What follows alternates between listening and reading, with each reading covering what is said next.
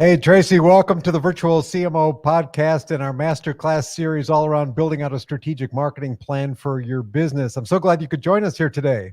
Thank you, Eric. It's great to be with you and everyone today, and I really appreciate this opportunity to share some stories and hopefully some useful insights. Oh, that's great. I know you will for sure. And just as a matter or way of recapping sort of where we are in this Masterclass series, I just want to run down a little bit of what's come before you on this program.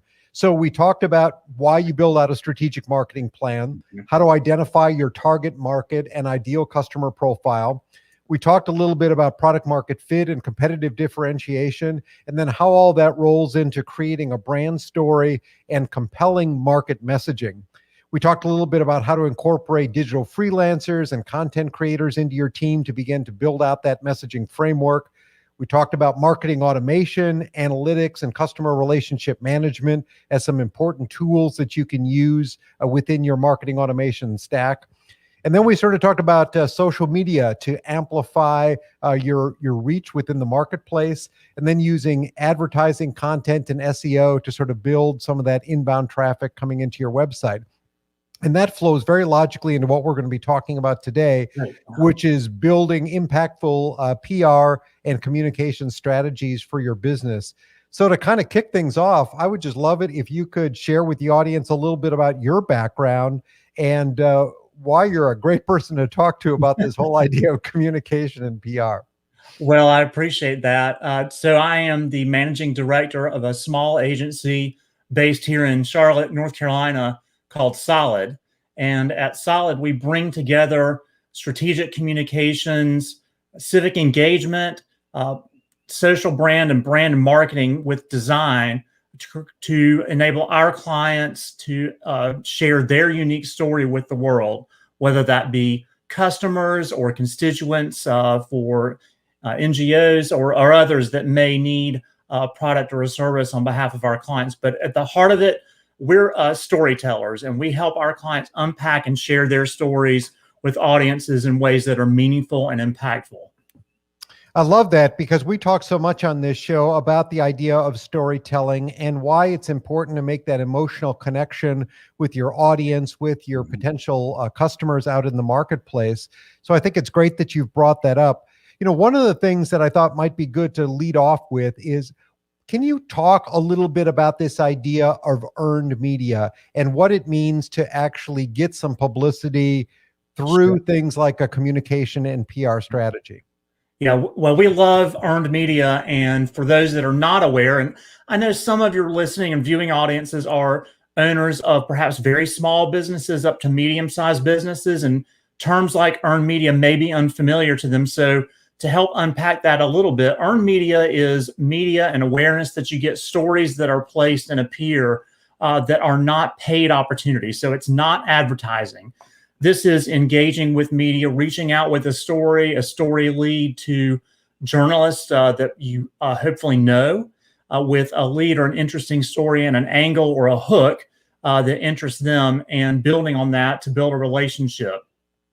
Earned media really is rightfully viewed as one tool to help get your organization's story and your narrative out. It certainly is not the only one, but in our view and in our experience, it's one of the most effective tools because it tends to build a relationship both with journalists and with audiences over time. And let me, if I can, Eric, just talk for a second about why it's important if you're approaching from a earned media strategy to build connections with journalists and media in your sector. It's critically important, whether it's you doing this yourself or with a partner like Solid, to identify media partners, specific journalists, writers, could be producers, broadcast journalists who know your field, know your sector, and who would be interested in what it is you're offering out into the world as a product or a service. And you really want to have, you could think about them sort of as being on your top 10 call list numbers, people that you know and you've built a relationship with before you approach them with the story angle, so that they know who you are, there's credibility built in, and they're going to be more inclined to listen to what you have to say when you're giving them a story pitch. And In that way, I think thinking about earned media over a long term as a strategy instead of sort of a one-time tactic, or whether it's a crisis response or an oh my gosh, we've got to do something with media moment. You really want to build those relationships early to establish the best chance to get earned media as a successful tactic within your overall outreach and communication strategy. One of the things that I think is interesting about what you're mentioning here is really this whole idea of building relationships, because I see with so many companies that a typical PR strategy goes something like this. We've got a new product announcement. Maybe we have a new release of a software product, or we have a new partnership, or whatever it may be. We're going to spend $100, go to PR Newswire, issue a press release about that, which is really only 3, 4, 5 paragraphs long, right? They're taken to be pretty short. Yep. And then we're going to sit back and wait for the journalists to start calling us up and writing about this great new thing that we've just announced to the world. Yes. Why is that so ineffective? And you really have described well a strategy that is almost certain to fail. And that's due to a number of factors. One of them being that journalists are inundated with story pitches and press releases and outreach all the time. They're very good at discerning which ones might be of genuine interest to their readers, to their audiences, and which ones may not be, because they may not either have the credibility or the background there. So this is why it's important to build those relationships before you begin sending pitches out, so that you're keeping your journalists, your friends, and these relationships strong and viable. And the example you just listed as a product launch, what really would have happened, where the magic happens, is that engaging those journalists along the way of that product development. What's the user experience? What's the brand experience that you're trying to bring to bear? Is there something particular about the technology within the product that would interest a journalist? Is there a key, a star member of the team that's pulling it together that could be of interest to someone in particular publications? But you really want to have a conversation with journalists that's tailored to them and with them. Know your journalists just as well, if not better, honestly, than you know some of your customers. Because if you know your journalists, you know what their background is, you've read stories that they've published before, you know the outlets and the media venues that they are writing, producing for, you're going to be able to get a much better idea of this story that I have in my head might be relevant to them. I'm going to reach out to them and tell them why that is. And it certainly is not just a one-time press release that arrives in someone's email box, and through some magic of osmosis around enthusiasm, that journalist reaches back out to you and says, I can't wait to do a major story about you and your product. That will almost never, ever happen. I'm not going to say it never, ever, ever happens. But what you're batting for here is a great percentage of success here, not just a one-off, one wonder. Well, it's very much like we coach people in terms of how they reach out to their prospective customers. You want to be adding value. You want to be solving problems. You want to be giving them something that starts to build that relationship. And this idea that you would just send out a press release and that you would want somebody to do something for you when you've really done nothing for them, it just is not sort of a win-win situation. Yeah. We've talked about on this show tools like Haro, Help a Reporter Out, and the emails that they send out on a regular basis with reporters that are writing stories and are looking for people to contribute. And I think that, well, it's not always easy to be picked up by those. You have to try over and over again. Yeah. One approach is you want to be a contributor to something that they're doing, not necessarily the sole focus of it. Absolutely. And, you've touched on something that I think is important, and that is in the continuum of the relationship, at what point does it transition from you contacting the journalist to actually them reaching back out to you or your company or your organization as a subject matter expert in their field? Because you've made a great connection and you have the beginnings of a great relationship when your phone rings, your email pops up, and they are reaching out to you to say, hey, I've heard about this new innovation in your sector. You seem credible and like someone I would want to talk to about that to get some commentary. Do you have a few minutes to chat? that's when you know you've been successful in building a relationship. And it's much more likely when you reach back out to them with a specific pitch, an idea, a storyline, that they're going to pick the phone back up, they're going to respond to that email, and they're just going to get some traction out of that relationship moving forward. If you can be a resource to them moving forward, journalists are very, very busy. In fact, most media outlets these days are very lean. There aren't the giant newsrooms there used to be. Certainly, more and more venues and media outlets are very specialized, and it's likely that journalists have a lot to do in a short amount of time. So the more value and a better resource you can be to them from day one, the more likely it is that the success of your relationship with them over time will be a successful one. When you're a smaller company, maybe without a great deal of brand recognition, but you do have some real expertise in your field, it might be hard going after some notable journalists, right? Some journalists from top tier publications and whatnot.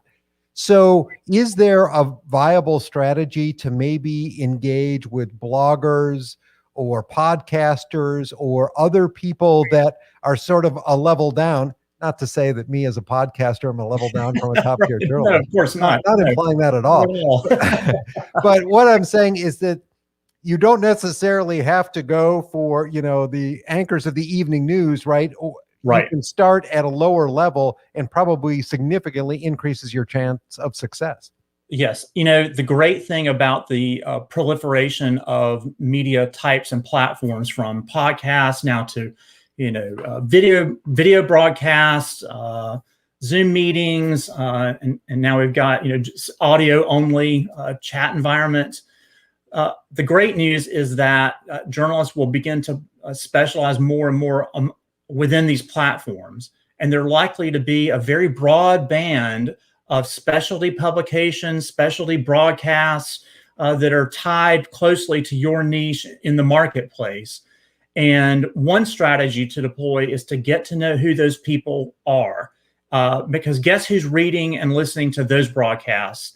The people that are up at that top layer. And I know it's very attractive. Everybody wants a front page cover story on Fortune magazine or Forbes, or to be the number 5 mention in a Fast Company list. Sure. But inevitably, those journalists are paying attention to their network of associates who are out there at specialty trade publications, on smaller podcasts that have smaller audiences. And if they're done well, and if those journalists are doing their job well, and you have done your work to identify those journalists that are relevant to your sector, your field, your product, your services, you're going to get some placement sooner or later. And over time, you'll find that you've accumulated a great list and a great stock of sort of inventory at that lower level, that second band, that at some point that top band will look down into and say, hey, there's something going on at that company or that organization. There's an expert there that really seems to be popping up in a number of places. I think I should talk to them and add to my resource list. But they're not going to do that from the word go. You've got to build your own credibility and your own brand experience really with these journalists. And that's why, when we mentioned the idea of a relationship, that's so critically important from the very beginning. When you work with companies, I know it's very important, that the company has a brand that stands out in the marketplace, but that's sort of ambiguous, right? A company is not a person. It's an entity. You also have to develop personalities within those organizations, right, that become those spokespeople. So how important do you view it for a company to really designate, a couple people? Maybe it's the CEO, the founder, CMO, somebody that is going to be in an outgoing role that can start to become the face of the company. Yes, it's so important to know your own team internally. If you're in a role that's reaching out to media, you will be looked to as a spokesperson at some point or another. But most of the time, you really don't want to be the face out there immediately. You want someone who's embedded in the product development team, or has some kind of expertise in the specific area of interest, and that probably is not you. And we've all worked with, CEOs, with chief marketing officers, with engineers, with others who are great with media. They love the camera. They're very comfortable. More often than not, though, that's not the case. Mm-hmm. And it's not their fault. That's not what their training and their experience is, and that's where we come in. So, to the degree you can identify people within your team, within your organization that are going to be comfortable talking to journalists, they're comfortable on camera, they're comfortable in environments like this on podcasts, great. In the meantime, think about part of your function being to equip the rest of those team members, and it doesn't have to be many, but a core group that you can help to equip with some media training, with some familiarity, doing some practice and run-throughs, equipping them with talking points, making sure that they're up to date and aware of what your latest messaging is, so that, in the chance that they are contacted by media or you have a chance to refer them to media, they're ready to go and they're not starting from scratch. A great personality within an organization, serving as sort of the face and the voice of an organization, is a wonderful, wonderful gift. Definitely leverage it, but always be looking to expand your bench strength too, because you'll want that reaching out to additional media outlets.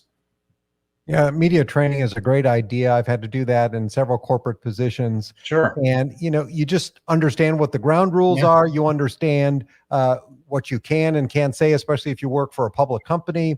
And I think that that's really important so that people get comfortable in front of the camera. And I will say that honestly, in all my years of doing that, I was never asked one of those, iffy questions that you wonder, oh, gee, should I answer this? Right. I think most reporters are pretty sensitive to what they can and can't ask people, especially in a public setting. Yeah. But if I was a company now and I didn't really have a PR and communication strategy, and we're January 1st, we're building our plans out for the year, and we know that come July 1st, we are going to have a product launch. We're going to be introducing something new. What are some steps that you would take as you look at to build out a plan, a strategy for the year to say, okay, we want to start laying some foundational pieces down now, because we know that come middle of the year, we would really like to get a little bit of attention on this product announcement that we're going to have. What are some steps that you would take? Sure. I mean, and you've identified the first step, which is to be mindful that you have a significant event in the life of your company coming up later in the year, and you don't want to wait until June to begin prepare for a July launch.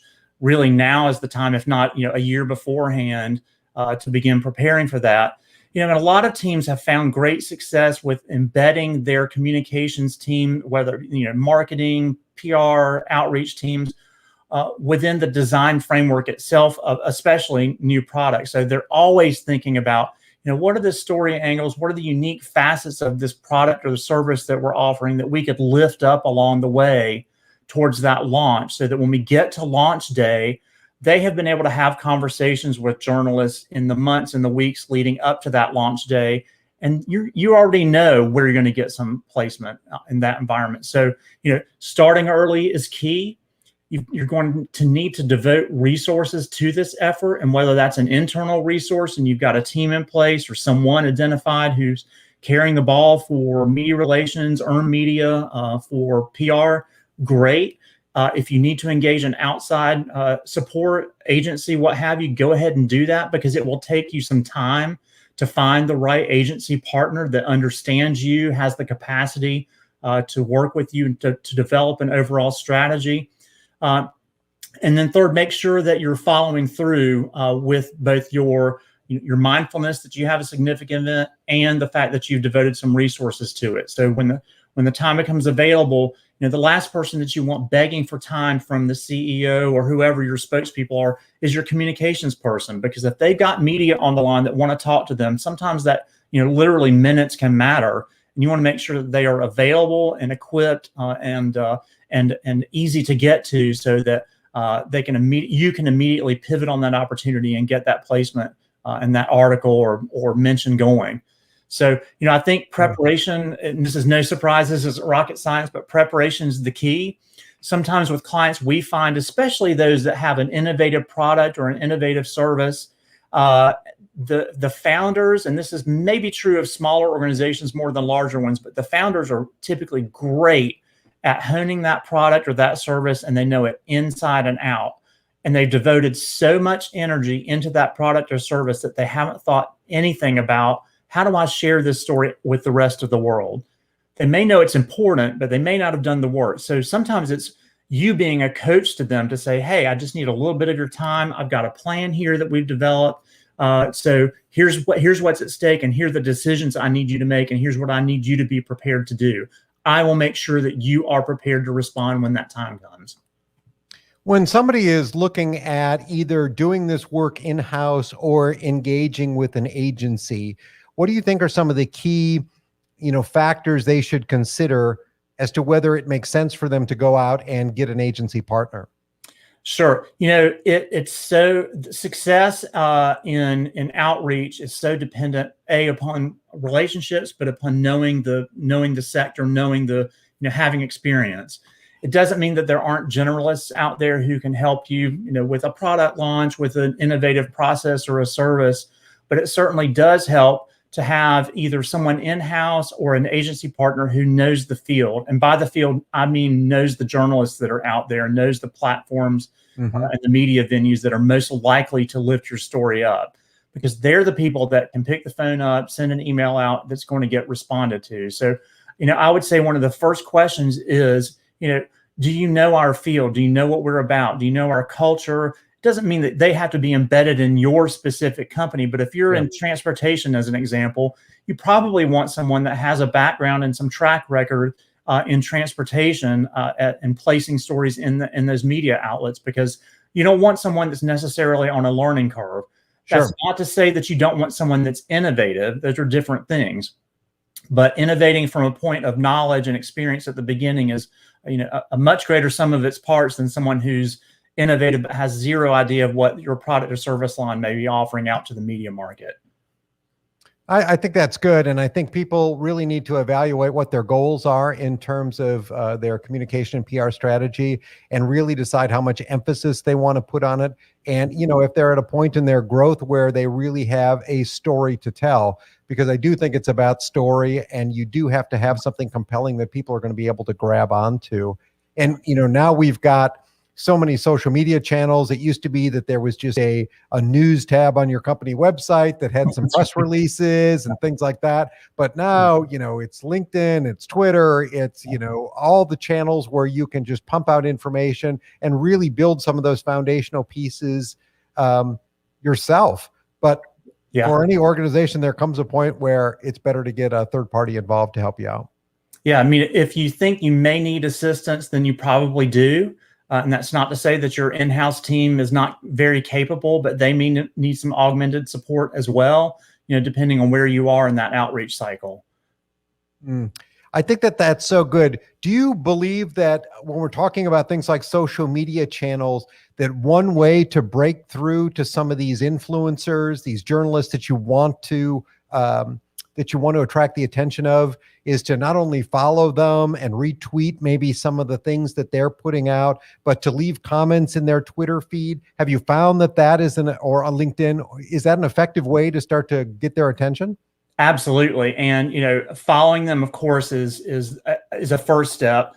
And then after you follow them, you want to look back in their, in their trail of tweets or content, what have you, to get to know what it is that they've been writing about, what it is they think's important, what it is that's on their minds that they are sharing out. So you have that context. And then, sharing it yourself, retweeting it, resharing it's always an effective strategy. But you can really put some lightning to that if you mention others that are within that field and within that sector, to sort of call attention back out to not only the expert that's the original creator of the content, but some others that may be interested in that sector, in that content as well. Because it's social media, it's built around algorithms. The more mentions there are of others in that network, the more likely it is that they're going to get noticed, and that's really what you want. But again, it all starts with if you've done a great job of identifying who those media influencers are, who the influencers are in your sector, following them and getting to know what it is that they care about, what their perspective is, and what their voice is. It will help you make contact with them, and eventually they're going to find you if you keep on it. It may take some time, and especially with national experts, it may take a great deal of time. But that's all the more reason to start earlier rather than later. What, as we sort of bring things to a close here, the last area that I really wanted to ask you about is talking about things that are unrelated to your business in some ways. So maybe your company is involved in some sort of a charitable cause, or you as a founder, maybe, sit on the board of a university or something. In other words, talking about things that have your title in them as, founder of XYZ company, but you're doing things outside the business, not just talking about the great things your company is doing, the great products that you're building, but how your company is contributing to your community, how it is contributing to causes, how it's involved in things, or maybe even thought leadership about something that's a little outside your core domain. How important do you think those are as part of a overall PR strategy as well, just to sort of round out who you are as a person or as a company? So, Eric, I think you've identified a critical element in building out your strategy and your plan, and that is to pick up on opportunities to both humanize and add to the layers and the texture of the story that you're presenting. If it's about a product or a service, every journalist in the world would expect you to talk about the product or the service in your offering and provide some data around why it's important, why it works. But adding that additional twist to it, the additional facet to the story around what your company is doing to reach outside, its own world and outside of its own sphere to influence others helps. And that's because customers more and more today care about what the social conscience and what the voice and the, sort of the moral direction, if you will, of the company and the enterprise is. They're drawn to companies that have a mission outside of their bottom line. And the more you can talk about that and provide illustrative examples of how that's happening in the real world, based upon your expertise, based upon your products or services, the better. And the more likely it is you're going to get attention and traction in the end. And doing it in a way that's not a boastful way, but just tells the world what you stand for, what you believe, and what you're passionate about. Certainly, yeah. It doesn't have to be boastful, shouldn't be boastful, but don't be shy about sharing real stories. Just make sure that they are authentic and real. You don't want to make it sound like you've been involved with charities for years that you've only been involved with since last week or anything like that. But most people are able to sniff out what's real and what isn't. So just make sure that you're telling an authentic story and tell all the facets of it. Tracy, I think this is such an interesting topic because it honestly is one of the topics that I think doesn't get enough attention as we talk about marketing overall and building out our strategic marketing plans. We talk a lot about organic reach and being able to drive people to your website through content. But this is one area where if you can crack the code and you can put some time and effort into it, you can really get some credibility from these third-party external sources that can do a lot, not only to drive traffic to your website, but to give your company and your products that external validation that is invaluable. Just look at the other day, Elon Musk tweeted something about that he was going to be on Clubhouse, right? And all of a sudden, Clubhouse is all over the news. Yeah, that's right. Yeah, you can scale your visibility very quickly, getting in front of the right people. That's exactly right. Yeah, Tracy, as we sort of close up here, just tell everybody again where they can find you and get more information about Solid. We're online at solid.today, and you can take a look at our website. You can find us on social media, on Facebook, on Instagram, and you can look for me too, Tracy Russ, TracyRuss. Take a look. We'd love to help you out. Reach out anytime. Hey, Tracy, this is great. A lot of valuable content that you shared with the audience today, and I really do appreciate your time. And I think this is going to be a great episode for people to dig into, and we will make sure to have all of the linked up in the show notes so that people can find you and Solid online. Always fun to be a part of a great conversation, Eric. Thank you for today, and we'll do it again sometime. Absolutely. Thank you again. Talk to you soon. All right. Bye-bye.